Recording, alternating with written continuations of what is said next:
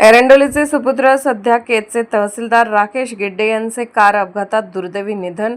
एरंडोली गावात हळहळ।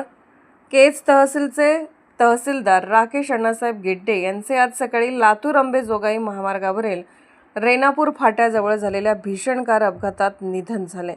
राकेश गिड्डे हे स्वतःच्या कारने प्रवास करत असताना त्यांच्या वाहनाचा अपघात झाला। प्राथमिक माहितीनुसार कारमध्ये ते एकटेच होते आणि गाडीचे अचानक नियंत्रण सुटून पलटी झाल्याने हा अपघात घडल्याचा अंदाज रेणापूर पोलिसांनी वर्तवला आहे। अपघाताची तीव्रता इतकी मोठी होती की यामध्ये त्यांचा जागीच मृत्यू झाला। घटनेची माहिती मिळताच स्थानिक पोलिसांनी तातडीने धाव घेऊन त्यांचा मृतदेह उत्तरीय तपासणीसाठी रेणापूर येथील ग्रामीण रुग्णालयात दाखल केला आहे।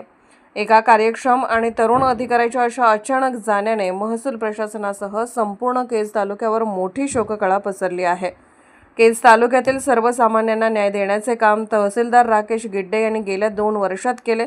आज त्यांच्या अपघाती निधनाने केज तालुक्यावर दुःखाचे सावट पसरले आहे। तहसीलदार राकेश गिड्डे यांचे मूळ गाव सांगली जिल्ह्यातील मिरज तालुक्यातील एरंडोली या गावचे ते रहिवासी होते। सदरील प्रकरणाचा तपास हा रेणापूर पोलीस ठाण्याचे पोलीस करत आहेत।